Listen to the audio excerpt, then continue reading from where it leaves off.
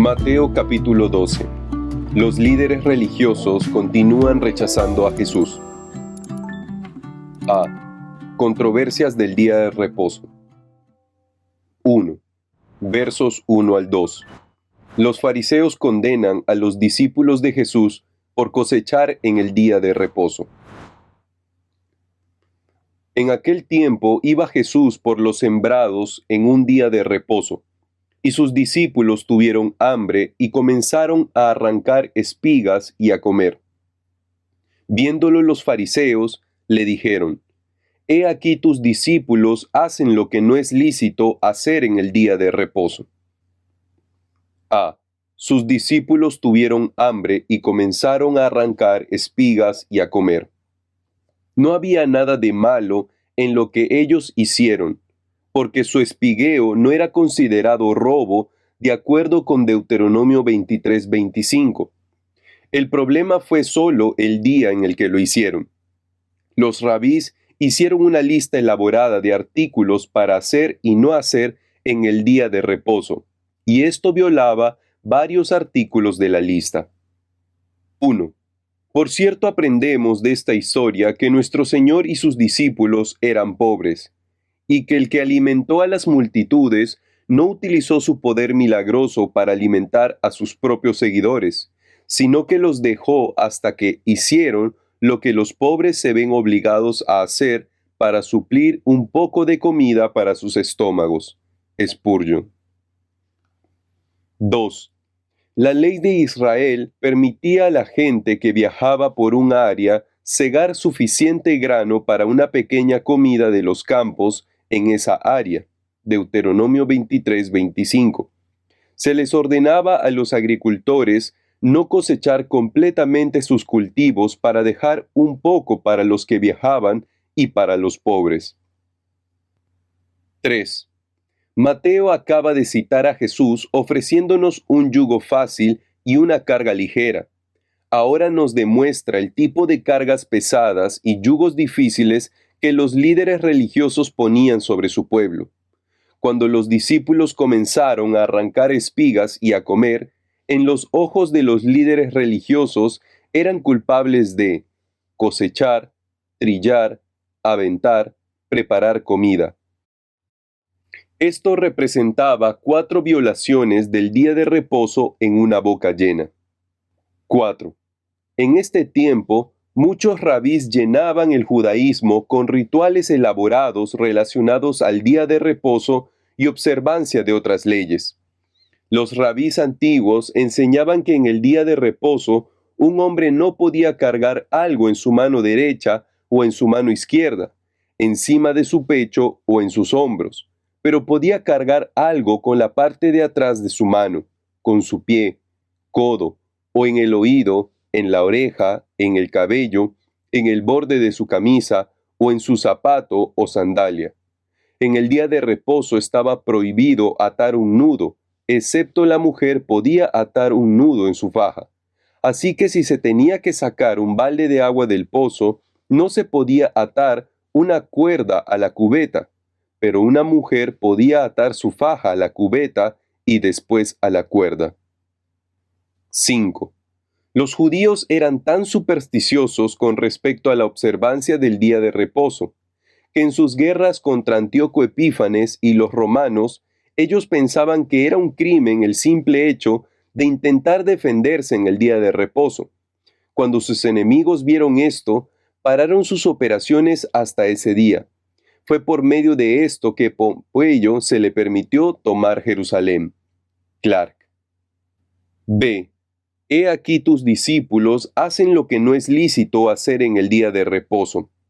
Jesús nunca violó el mandato de Dios de observar el día de reposo, ni aprobó que sus discípulos violaran el mandato de Dios para el día de reposo, pero a menudo rompió las adiciones legalistas del hombre a esa ley, y a veces parece haber roto deliberadamente esas añadiduras del hombre.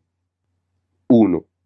Incluso algunos judíos del tiempo de Jesús reconocieron que las reglas sobre el día de reposo eran en su mayoría adiciones humanas a la ley. Carson cita una antigua escritura judía que decía: Las reglas acerca del día de reposo son como montañas colgando de un caballo, porque las escrituras son cortas y las reglas son muchas. 2. Los fariseos aquí parecen estar trabajando arduamente, supervisando y acusando a los discípulos. Esta era una violación mayor del día de reposo. ¿Acaso no rompieron con el día de reposo al vigilarlos? Spurgeon. 2.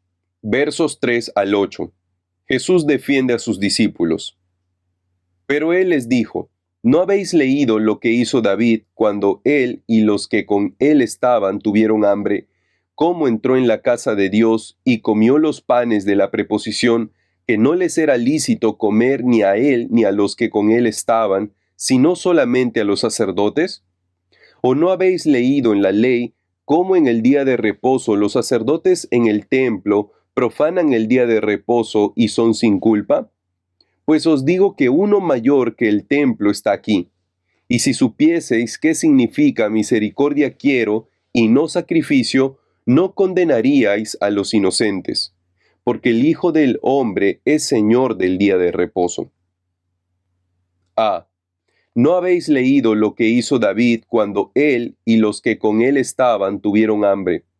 El primer principio que Jesús presentó es simple e ilustrado por la experiencia de David con los sacerdotes y los panes de la preposición. Primera de Samuel 21. Jesús les recordó que las necesidades humanas son más importantes que cumplir con rituales ceremoniales. 1. El incidente con David fue una defensa válida porque era un caso de comer. Probablemente ocurrió en el día de reposo.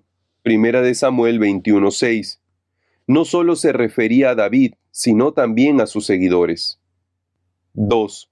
El contexto de David tomando el pan en Primera de Samuel 21 demuestra que estaba justificado que él lo tomara. Haber comido el pan sagrado por profanidad o fanfarronería o ligereza podría haber involucrado al ofensor en el juicio de muerte, pero hacerlo en necesidad urgente no era culpable en el caso de David. Spurgeon. B. Los sacerdotes en el templo profanan el día de reposo y son sin culpa. El segundo principio que Jesús presentó también es simple. Los mismos sacerdotes rompen las reglas del día de reposo todo el tiempo.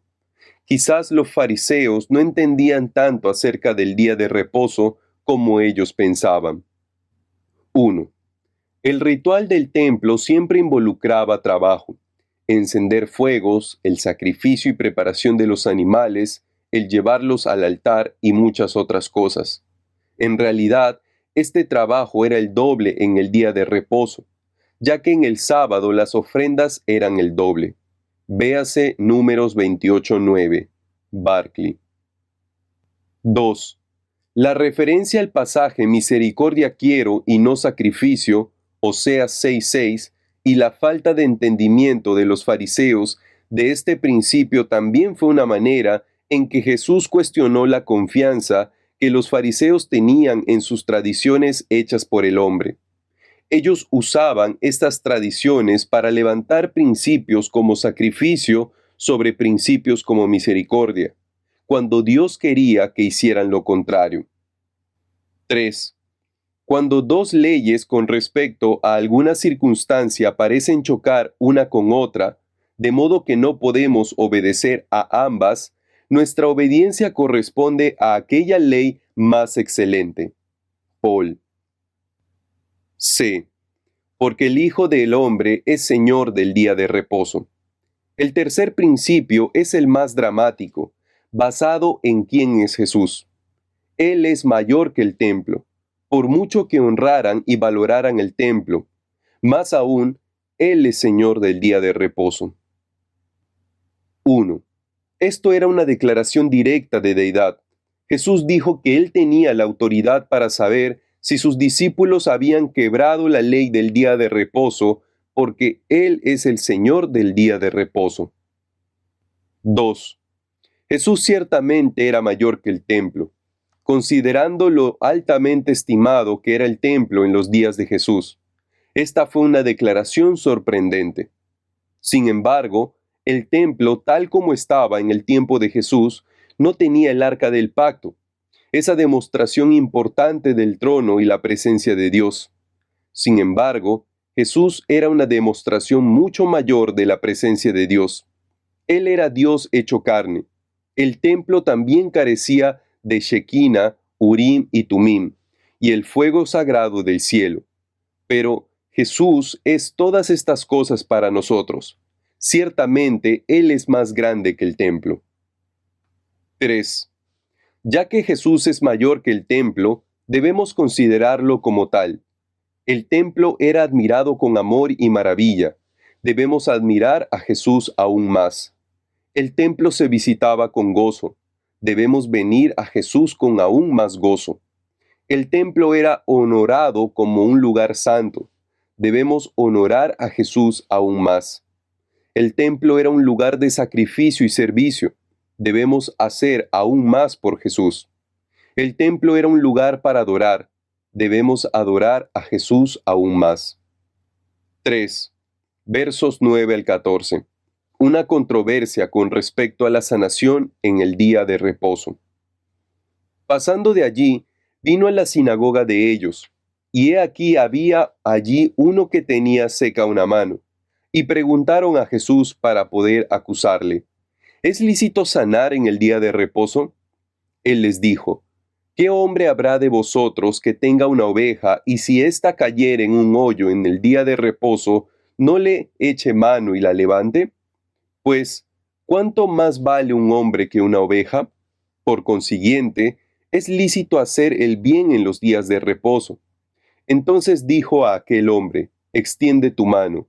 Y él la extendió y le fue restaurada, sana como la otra. Y salidos los fariseos, tuvieron consejo contra Jesús para destruirle. A. Vino a la sinagoga de ellos. Un tema general a lo largo de esta sección de Mateo es la oposición creciente en contra de Jesús. Algunas veces esta oposición es expresada contra él directamente y otras veces por ataques a sus discípulos. Sin embargo, vemos que Jesús, como un hombre judío fiel, continuó yendo a la sinagoga normalmente. Podríamos decir que Jesús era un hombre fiel que iba a la iglesia, incluso cuando tenía buenas razones para no hacerlo. 1. Jesús dio el ejemplo de atender a la alabanza pública. Las sinagogas no tenían cita divina para autorizarlas, pero en la naturaleza de las cosas debe ser correcto y bueno reunirse para alabar a Dios en su propio día. Y por lo tanto, Jesús estaba ahí. Él no tenía nada que aprender. Sin embargo, él fue a la asamblea en el día que el Señor Dios había santificado. Spurgeon. B. Uno que tenía seca una mano. A lo mejor, los líderes religiosos vieron al hombre que tenía seca una mano como un caso de prueba interesante.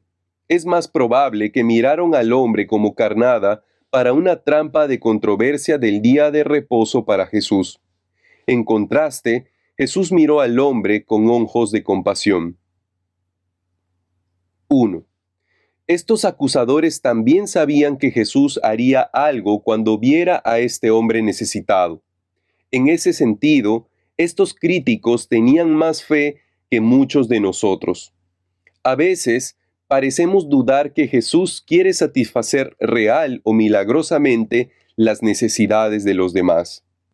C. Es lícito sanar en el día de reposo.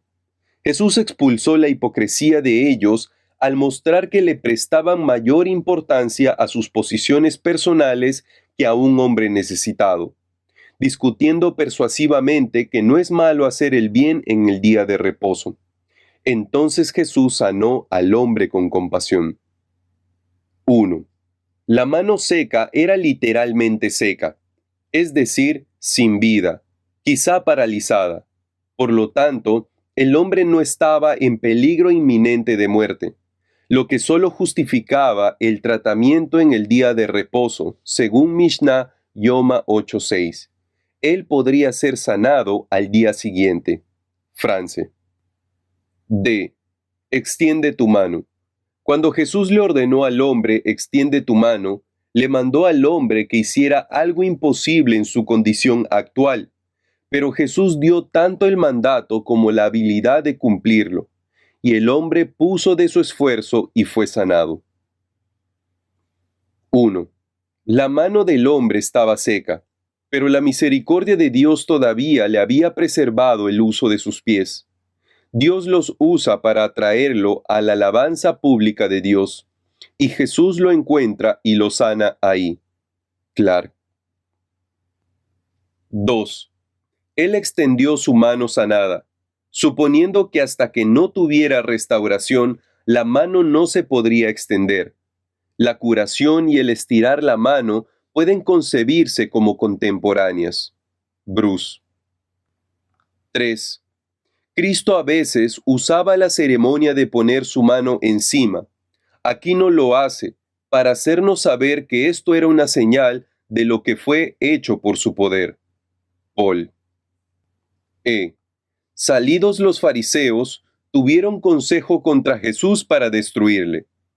En respuesta a esta demostración de compasión, poder y sabiduría, los fariseos, debido a sus corazones endurecidos, no respondieron en adoración reverente y sumisión, sino en rechazo endurecido y asesino. 1.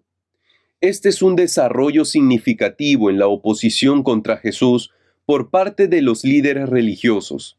Hasta ahora habían estado contentos con encontrarle culpas. Ahora se procede a conspirar contra su vida, un tributo a su poder. Tal es el fruto maligno de las controversias del día de reposo. Bruce. 2. Lucas 6:11 dice que los críticos de Jesús se llenaron de furor cuando Jesús sanó a este hombre. ¿Qué fue más una violación del día de reposo, cuando Jesús sanó a un hombre o cuando estos hombres llenos de furor tuvieron consejo para el asesinato de un hombre piadoso que nunca había pecado contra nadie? 4. Versos 15 al 21. A pesar del rechazo de los líderes religiosos, la gente común todavía sigue a Jesús, y él sigue siendo el siervo elegido de Dios. Sabiendo esto, Jesús se apartó de allí, y le siguió mucha gente y sanaba a todos, y les encargaba rigurosamente que no le descubriesen para que se cumpliese lo dicho por el profeta Isaías cuando dijo: He aquí mi siervo a quien he escogido, mi amado en quien se agrada mi alma. Pondré mi espíritu sobre él, y a los gentiles anunciará juicio.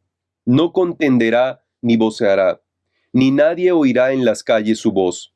La caña cascada no quebrará, y el pábilo que humea no apagará, hasta que saque a victoria el juicio, y en su nombre esperarán los gentiles. Sabiendo esto, Jesús se apartó de allí. Por un tiempo, Jesús se apartó un poco del ministerio público mientras la oposición contra él incrementó. Esto no fue por cobardía, sino por respeto al tiempo de Dios para el curso y culminación de su ministerio. No se podía permitir que alcanzara su punto máximo demasiado pronto. Y le siguió mucha gente y sanaba a todos. Jesús hizo lo que pudo para escapar de las multitudes, pero las multitudes simplemente lo siguieron. Sin embargo, él respondió con compasión y sanaba a todos. 1. Esta es una de las pocas referencias en los evangelios de Jesús sanando a todos en una ocasión específica. Sin embargo, es importante y apropiado aquí. Mateo quiere que sepamos que la presión de la multitud no hizo que Jesús se impacientara o enojara. También quiere que sepamos que la determinación de esta multitud era evidencia de su fe. Por lo tanto, todos fueron sanados. He aquí mi siervo a quien he escogido. La cita de Isaías 42, 1 al 5 habla del carácter tierno del Mesías, quien es al siervo de Yahvé. Esta era una designación importante y común de Jesús.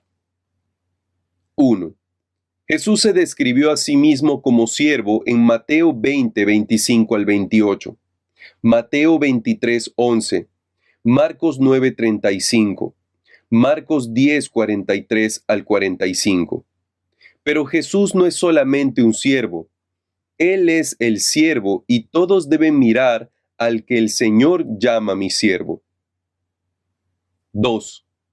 Jesús, el siervo, es un ejemplo para nosotros como siervos, pero Él es mucho más que eso. Él es nuestro siervo. Él nos sirve a nosotros, no solamente por lo que hizo en el pasado, sino que también nos sirve todos los días por medio de su amor constante, cuidado, dirección e intercesión. Jesús no dejó de servir cuando se fue al cielo. Él sirve a su pueblo más efectivamente que nunca desde el cielo. D. No contenderá ni voceará, ni nadie oirá en las calles su voz. Esto no quiere decir que Jesús nunca habló con voz alta. Se refiere a su corazón y acciones gentiles y humildes. Jesús no abrió su camino con una personalidad imponente y ruidosa o una plática abrumadora. En cambio, Jesús hizo una impresión en otros por medio del Espíritu de Dios sobre él. La caña cascada no quebrará, y el pábilo que humea no apagará. Esta es otra referencia al carácter dócil de Jesús. Una caña es una planta frágil, y si la caña está cascada, el siervo tratará con ella tan dócilmente que no la quebrará. Y si el pábilo, usado como mecha para una lámpara de aceite, no prende sino solo humea, él no lo apagará hasta extinguirlo, sino que el siervo lo nutrirá tan dócilmente, abanicándolo hasta que sea flama. 1. A menudo sentimos que Dios trata ásperamente con nuestras debilidades y fallas, pero hace exactamente lo opuesto. Él trata con ellas dócil y tiernamente, ayudándolas hasta que la caña cascada esté fuerte y el pábilo que humea esté en buena llama. 2. Jesús ve el valor en una caña cascada, aun cuando nadie más lo puede ver. Él puede hacer música hermosa de una caña cascada mientras pone de su fuerza. Aunque un pábilo que humea no sirve para nada, Jesús sabe lo valioso que puede ser cuando se refresca con aceite. Muchos de nosotros somos como la caña cascada y necesitamos ser fortalecidos con el poder en el hombre interior por su espíritu. Efesios 3:16. Otros son como el pábilo que humea y solo pueden arder brillantemente para el Señor nuevamente cuando estamos empapados en aceite, con un suministro constante, mientras somos llenos del Espíritu Santo. F. En su nombre esperarán los gentiles. Finalmente, la cita de Isaías 42 también habla del ministerio de Jesús a los gentiles. Esto fue algo sorprendente o quizá hasta ofensivo para los lectores judíos de Mateo, pero es obviamente bíblico, según Isaías 42. B. Rechazo continuo de los líderes religiosos. 1. Versos 22 al 24. Jesús sana a un hombre poseído por un demonio. Entonces fue traído a él un endemoniado, ciego y mudo, y le sanó de tal manera que el ciego y mudo veía y hablaba. Y toda la gente estaba atónita y decía, ¿será este aquel hijo de David? Mas los fariseos al oírlo decían, este no echa fuera los demonios, sino por Belcebú, príncipe de los demonios. A. Le sanó, de tal manera que el ciego y mudo veía y hablaba. De nuevo, Jesús demostró su poder y autoridad completa sobre los demonios, echando fuera poderes demoníacos, los cuales las tradiciones de esos días consideraban imposible. B. ¿Será este aquel hijo de David? La multitud reaccionó con expectación mesiánica, pero los líderes religiosos reaccionaron atribuyendo el poder de Jesús al príncipe de los demonios. Este no echa fuera a los demonios, sino por Beelzebú. 1. La acusación de los fariseos equivale a una acusación de brujería, una que siguió siendo dirigida contra Jesús en la polémica judía posterior. France. 2. Que otros censuren con los fariseos. Nosotros asombrémonos con las multitudes. Trapp. 2. Versos 25 al 29. Jesús responde a la acusación de que obra por el poder de Satanás. Sabiendo Jesús los pensamientos de ellos, les dijo: todo reino dividido contra sí mismo es asolado, y toda ciudad o casa dividida contra sí misma no permanecerá. Y si Satanás echa fuera a Satanás, contra sí mismo está dividido. ¿Cómo pues permanecerá su reino? Y si yo echo fuera los demonios por Beelzebú, ¿por quién los echan vuestros hijos? Por tanto, ellos serán vuestros jueces. Pero si yo por el Espíritu de Dios echo fuera los demonios, ciertamente ha llegado a vosotros el reino de Dios. Porque, ¿cómo puede alguno entrar en la casa del hombre fuerte y saquear sus bienes si primero no le ata? Y entonces podrá saquear su casa. A. Sabiendo Jesús los pensamientos de ellos. Esto fue notable, pero no necesariamente fue una marca de la divinidad de Jesús. El Espíritu Santo puede dar el don de conocimiento sobrenatural a una persona. La palabra de ciencia mencionada en 1 Corintios 12:8.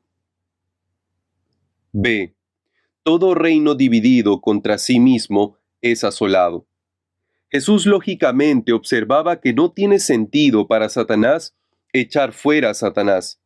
Los fariseos necesitaban explicar cómo Satanás se beneficiaría por la obra que Jesús acababa de hacer. 1. Un diablo puede ceder y dar lugar a otro para obtener mayor ventaja para toda la sociedad, pero uno nunca se pelea contra otro. Paul. 2. Satanás puede ser malvado, dice en efecto, pero no es un tonto. Bruce. Cualquier culpa que tengan los diablos no están en contienda entre ellos. Esa culpa está reservada para los que sirven a un mejor maestro. Spurgeon. C. ¿Por quién los echan vuestros hijos? Jesús hizo una pregunta basada en su premisa equivocada de que él obraba por el poder de Satanás. Si eso fuera cierto, entonces, ¿cómo los echaban fuera sus propios exorcistas judíos? 1. Los exorcistas judíos operaban de manera convencional por medio de hierbas y fórmulas mágicas, y los resultados probablemente eran insignificantes. La práctica fue sancionada por costumbre y fue inofensiva. Pero para echar fuera demonios, como en todas las demás cosas, Jesús fue original, y su método fue demasiado eficaz. Su poder, manifestado a todos, fue su ofensa. Bruce. 2. La envidia hace que las personas condenen en uno lo que aprueban en otro. Spurgeon. 3. Yo por el Espíritu de Dios echo fuera los demonios. Aunque nuestro Señor tenía poder propio, Él honró al Espíritu de Dios y obró por medio de su energía y mencionó el hecho que así lo hacía. Spurgeon. D. Y entonces podrá saquear su casa.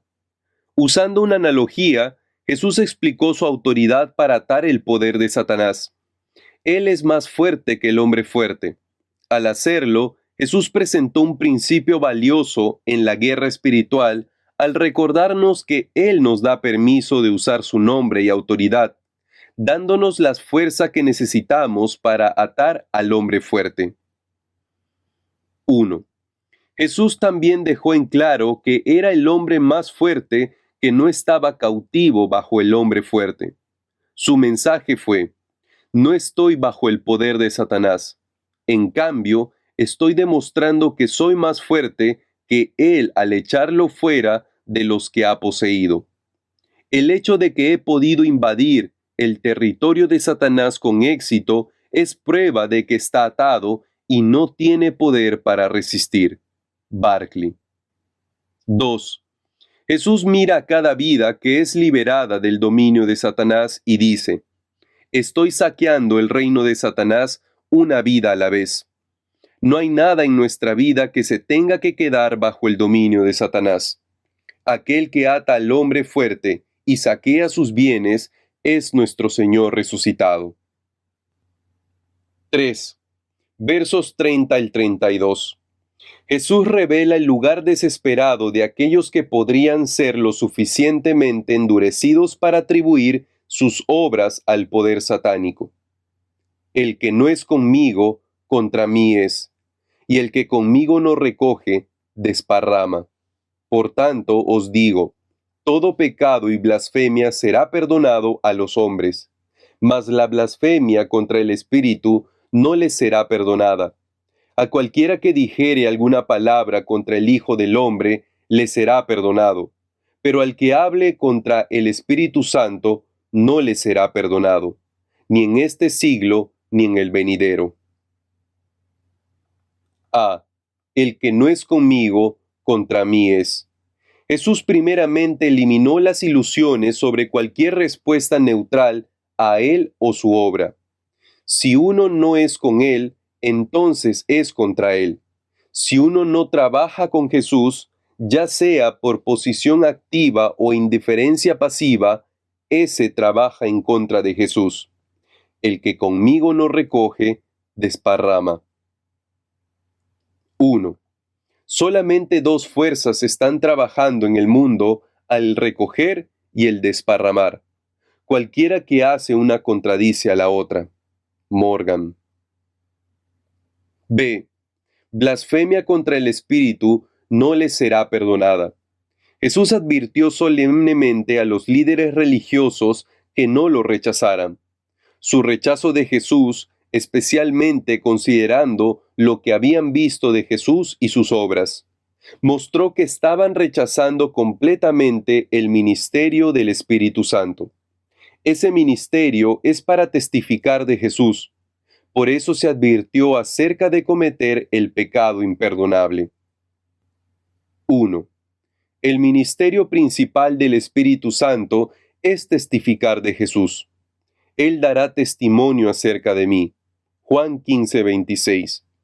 Cuando ese testimonio de Jesús es total y finalmente rechazado, uno realmente ha blasfemado contra el Espíritu Santo, y esencialmente lo ha llamado mentiroso con respecto a su testimonio de Jesús.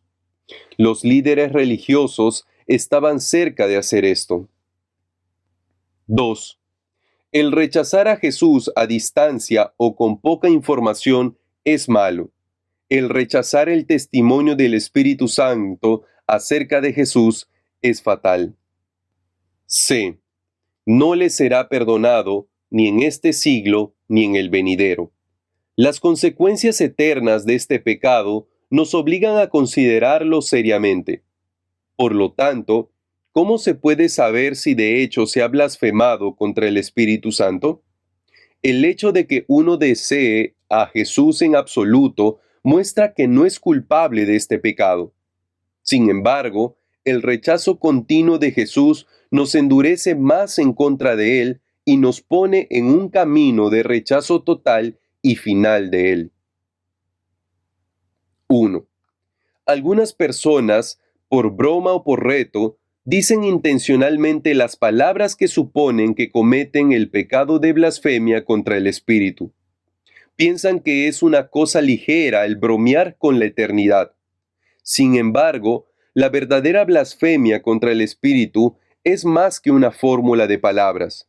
Es una disposición establecida de la vida que rechaza el testimonio del Espíritu Santo en cuanto a Jesús.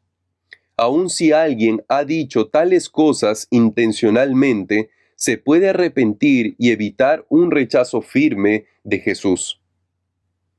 2. Muchas personas sinceras han estado gravemente preocupadas con aprehensiones de haber cometido el pecado imperdonable. Pero nótese que ningún hombre que cree en la misión divina de Jesucristo puede cometer este pecado. Por lo tanto, que ningún corazón de hombre falle por causa de esto, de ahora en adelante y para siempre. Amén. Clark. 4. Versos 33 al 37. Las palabras de los líderes religiosos traicionan la depravación de sus corazones. O haced el árbol bueno y su fruto bueno, o haced el árbol malo y su fruto malo. Porque por el fruto se conoce el árbol, generación de víboras. ¿Cómo podéis hablar de lo bueno siendo malos? Porque de la abundancia del corazón habla la boca. El hombre bueno, del buen tesoro del corazón, saca buenas cosas. Y el hombre malo, del mal tesoro, saca malas cosas. Mas yo os digo que de toda palabra ociosa que hablen los hombres, de ella darán cuenta en el día del juicio. Porque por tus palabras serás justificado, y por tus palabras serás condenado. A. Por el fruto se conoce el árbol. El fruto malo de sus palabras, cuando condenaron a Jesús, traicionó la raíz mala creciendo en sus corazones.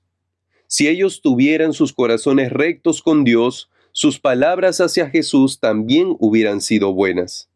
B. Generación de víboras.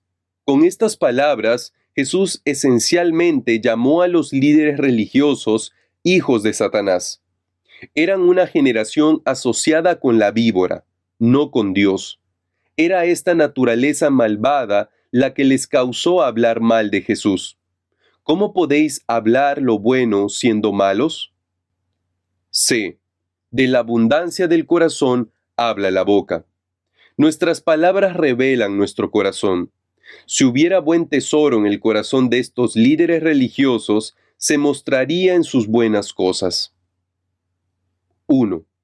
Toda palabra ociosa que hablen los hombres, de ella darán cuenta en el día del juicio. Se tiene que rendir cuentas por las palabras ociosas e inútiles. Entonces, ¿qué de las malas y perversas? Trapp. 2. Adam Clarke dijo que el sentido de la palabra griega utilizada para palabra ociosa es una palabra que no hace nada, que ni ministra gracia ni instrucción para aquellos que las oyen. Si esto es cierto, muchos predicadores podrían encontrarse culpables de este pecado. D. Porque por tus palabras serás justificado, y por tus palabras serás condenado. Con esto Jesús respondió una objeción anticipada, que hacía demasiado de meras palabras. En cambio, debido a que las palabras reflejan el corazón, uno puede ser juzgado correctamente por sus palabras. 1. Pablo también escribió acerca de la importancia de nuestras palabras, que si confesares con tu boca que Jesús es el Señor, y creyeres en tu corazón que Dios le levantó de los muertos, serás salvo. Romanos 10:9. C. Los escribas y fariseos le piden una señal a Jesús. 1. Versos 38 al 40. Jesús responde a la petición de los escribas y fariseos. Entonces respondieron algunos de los escribas y de los fariseos diciendo: Maestro, deseamos ver de ti señal. Él respondió y les dijo: La generación mala y adúltera demanda señal, pero señal no les será dada sino la señal del profeta Jonás. Porque como estuvo Jonás en el vientre del gran pez 3 días y 3 noches, así estará el Hijo del Hombre en el corazón de la tierra 3 días y 3 noches. A.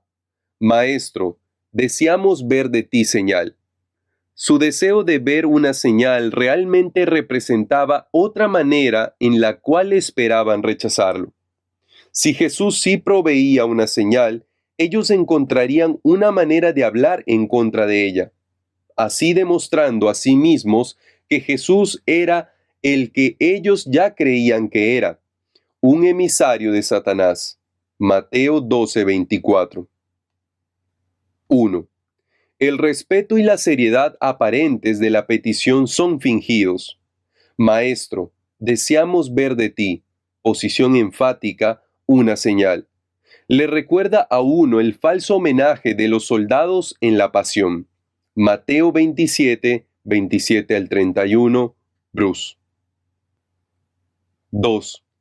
¿Qué no les había mostrado Cristo suficientes señales? ¿Qué de todos los milagros que había hecho ante sus ojos? ¿O dicen esto de curiosidad ociosa o lo dicen en oposición directa? Paul. B. La generación mala y adúltera demanda señal. Jesús condenó el hecho de que buscaran una señal, especialmente después de que ya había hecho innumerables señales ante sus ojos. Es fácil sobreestimar el poder de señales milagrosas para cambiar el corazón de los escépticos y los que dudan. C. La señal del profeta Jonás. Jesús les aseguró una señal, pero la gran señal que enseñaría era la señal de un Jesús resucitado. Jonás era un profeta en un sentido más allá de su predicación a Nínive, porque su vida fue una profecía de la muerte y resurrección de Jesús. D. Como estuvo Jonás en el vientre del gran pez 3 días y 3 noches. Ciertamente Jonás fue una imagen de la obra de Jesús. Jonás dio su vida para apaciguar la ira de Dios sobre otros, pero la muerte no lo detuvo. Después de 3 días y 3 noches encarcelado, estaba vivo y libre. Esta es una imagen gloriosa de Jesús en un lugar inesperado. 1. Ya que Jesús aquí se refiere a 3 días y 3 noches, algunos piensan que Jesús tuvo que pasar al menos 72 horas en la tumba. Esto altera la mayoría de las cronologías de la muerte y resurrección de Jesús. Y es innecesario, porque no tiene en cuenta el uso de antiguas figuras retóricas. El rabino Eleazar ben Azaria, alrededor del año 100 después de Cristo, citado en Clark y otras fuentes, explicó esta forma de hablar cuando escribió: un día y una noche hacen un día entero, y una parte de un día entero es contado como todo un día.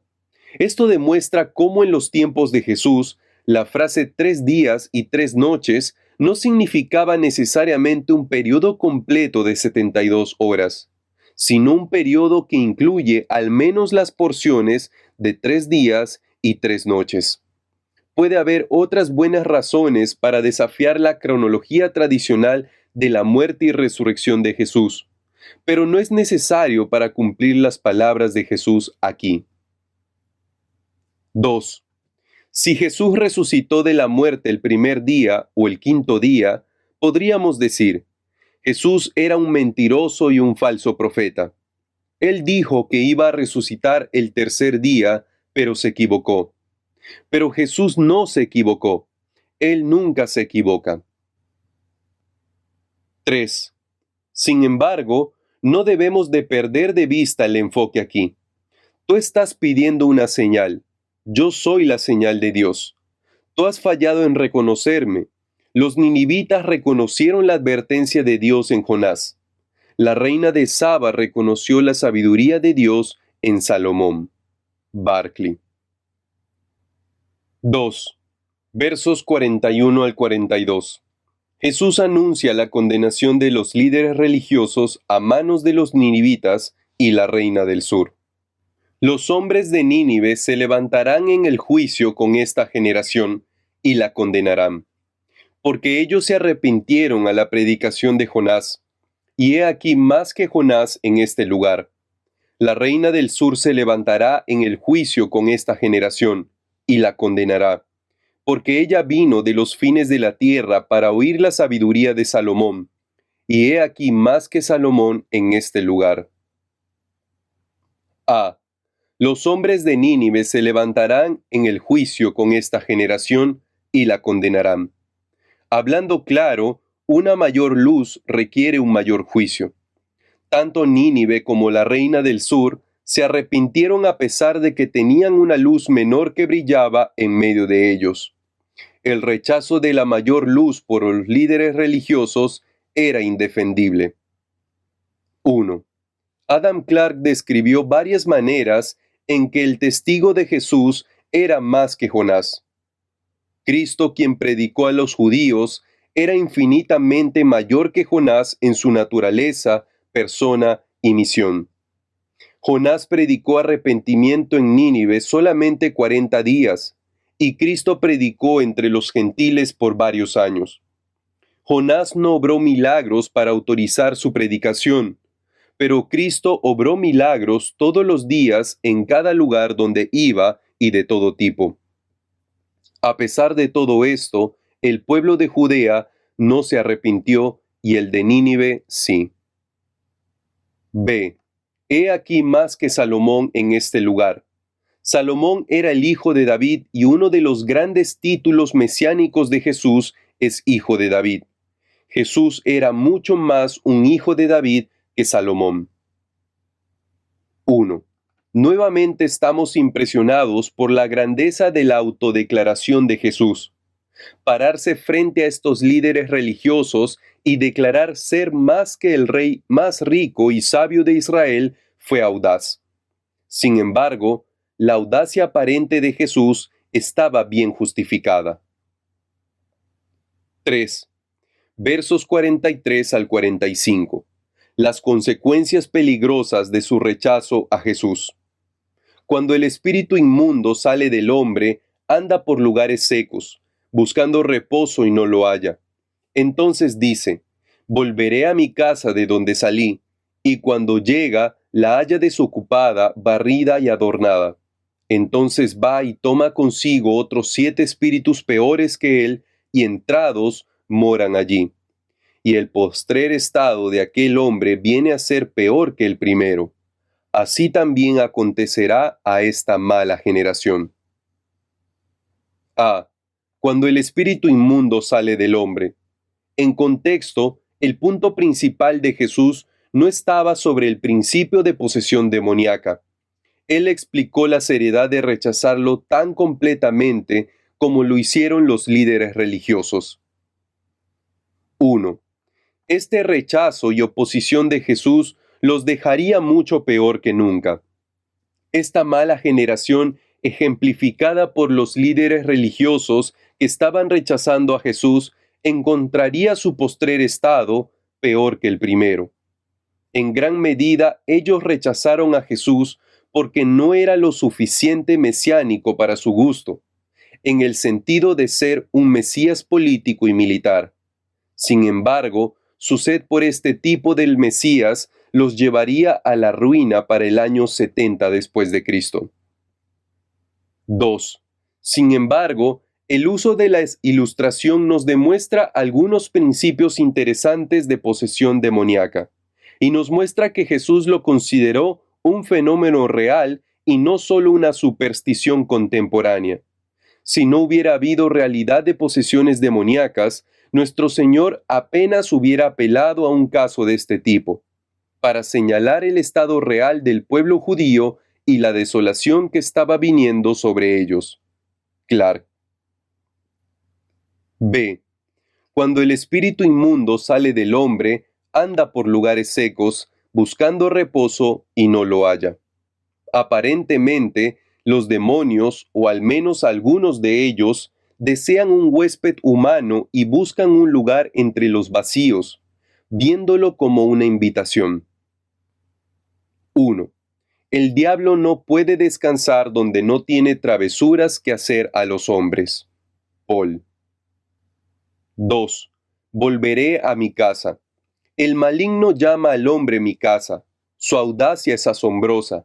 Él no construyó ni compró esa casa y no tiene derecho a ella. Spurgeon. 3. Un demonio solamente puede habitar a alguien si la haya desocupada, es decir, sin el Espíritu de Jesucristo morando dentro. Si se encuentra desocupada, al demonio no le importa si también se encuentra barrida y adornada. El diablo no tiene ninguna objeción con que su casa esté barrida y adornada, ya que un moralista puede ser tan verdaderamente su esclavo como el hombre de hábitos viciosos. Mientras que el corazón no esté ocupado por su gran enemigo y pueda usar al hombre para sus propios propósitos, el adversario de almas le permitirá reformar tanto como quiera. Spurgeon. 4. Si estamos llenos de Jesús, nacidos de nuevo por medio del Espíritu de Dios, entonces no podemos estar vacíos y por lo tanto estar habitados por demonios. Aunque Él nos sacuda sus cadenas, no puede clavarnos sus colmillos. Trap. C. Y el postrer estado de aquel hombre viene a ser peor que el primero. Esto presiona la urgencia de ser llenados del Espíritu de Jesucristo. Hay algo peor que ser simplemente poseído por un demonio. Uno puede ser poseído en mayor medida hacia una gran miseria. La respuesta a tal miseria es ser llenado del Espíritu de Jesucristo. 4. Versos 46 al 50. Jesús identifica a su familia verdadera. Mientras él aún hablaba a la gente, he aquí su madre y sus hermanos estaban afuera, y le querían hablar. Y le dijo uno, he aquí tu madre y tus hermanos están afuera, y te quieren hablar. Respondiendo él al que le decía esto, dijo, ¿quién es mi madre y quiénes son mis hermanos? Y extendiendo su mano hacia sus discípulos, dijo, he aquí mi madre y mis hermanos, porque todo aquel que hace la voluntad de mi Padre, que está en los cielos, ese es mi hermano, y hermana, y madre. A. Su madre y sus hermanos estaban afuera y le querían hablar. Considerando el contexto general de oposición a Jesús, puede ser que la familia de Jesús quería apelar a él para que no fuera tan controvertido en su ministerio. 1. Los miembros de su familia habían venido para llevárselo, porque pensaban que estaba fuera de sí. No cabe duda de que los fariseos habían representado su ministerio a sus familias, que pensaron que era mejor retenerlo. Spurgeon. B. ¿Quién es mi madre y quiénes son mis hermanos?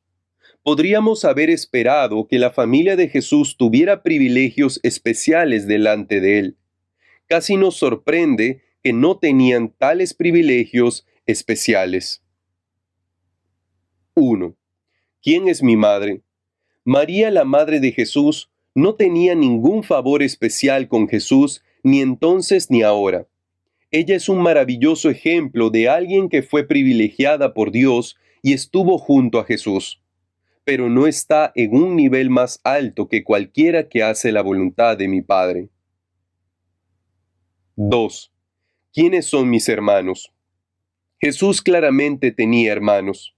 La idea católica romana de la virginidad perpetua de María está en contradicción con el significado de la Biblia. Pero los hermanos de Jesús nunca parecieron apoyar su ministerio antes de su muerte y resurrección. Juan 7:5. 3. La manera más natural de entender hermanos es que el término se refiere a los hijos de María y José, y por lo tanto a los hermanos de Jesús por parte de su madre. Los esfuerzos para hacer que hermano signifique otra cosa son nada menos que exégesis descabelladas en apoyo de un dogma que originó mucho después del Nuevo Testamento. C. Porque todo aquel que hace la voluntad de mi Padre, que está en los cielos, ese es mi hermano y hermana y madre. Estos amados que hacen la voluntad de Dios están en contraste con la generación mala y adúltera representada por los fariseos. Mateo 12:39. 1. No le dan vergüenza llamarlos hermanos. Spurgeon. 2. Podemos ver esto como una invitación llena de gracia, incluso a estos líderes religiosos que profundizaban su hostilidad contra Jesús y conspiraban contra él. Aún ellos podían venir y ser parte de su familia. 3. Esos son los parientes más reconocidos de Cristo, quienes están unidos a Él por lazos espirituales y que han sido hechos uno con Él por medio de la habitación de su Espíritu. En general, suponemos que los familiares de Cristo deben haber compartido mucha de su afectuosa atención, y sin duda alguna lo hicieron. Pero aquí vemos que quien hace la voluntad de Dios es igualmente estimado por Cristo, como su hermano, hermana o incluso su madre. Clark. 4. Lo único que se puede aprender más de este párrafo es que los queridos que son los creyentes y las personas santas para Cristo, Él los considera tan queridos como madres, hermanos o hermanas, y por lo tanto nos enseña la estima que debemos tener por ellos. Paul.